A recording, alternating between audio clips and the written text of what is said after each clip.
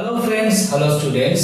প্রতিবারের মতো এবারেও আমরা ইন্টারেস্টিং কিন্তু একটু হলেও কনফিউজিং বটে এরকম একটা বিষয় নিয়ে আমরা আবারও হাজির হয়েছি আমাদের এই পড়াশোনার আলোচনার পর্বে।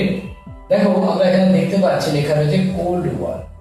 তো যারা যারা তোমরা একাডেমিক লেভেলে বিভিন্ন পর্যায়ে রয়েছো, স্কুল লেভেলে বা কলেজ লেভেলে, বা যারা পলিটিক্যাল সায়েন্স বা হিস্ট্রি নিয়ে পড়াশোনা করছো, বা যারা কম্পিটিটিভ এক্সামের জন্য প্রিপারেশন নিচ্ছ, প্রত্যেককে কিন্তু এই কোল্ড ওয়ার বিষয়টা কিন্তু একটু হলেও পড়তে হয়।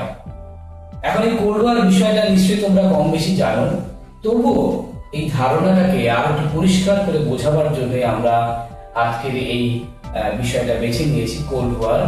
দেখো, আমরা দেখতে পাচ্ছি কোল্ড ওয়ার অর্থাৎ বোঝা যাচ্ছে কোল্ড এবং ওয়ার মানে হচ্ছে শীতল বা ঠান্ডা, আর ওয়ার মানে যুদ্ধ, শীতল যুদ্ধ বা ঠান্ডা যুদ্ধ নামেই এটা খুবই পরিচিত।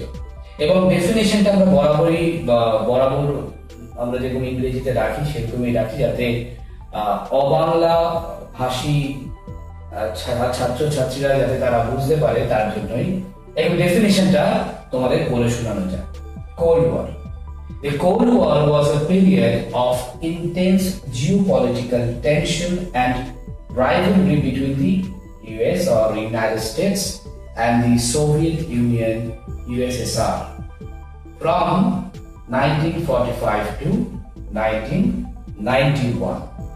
It was called as Cold War. যারা যারা তোমরা এই ডেফিনেশনসটা লিখছো তারা লিখে নিতে পারো, আমি আরো একবার বলছি। The Cold War was a period of intense geopolitical tension and rivalry between the US and the Soviet Union, USSR. From 1945 to 1991, it was called as Cold War.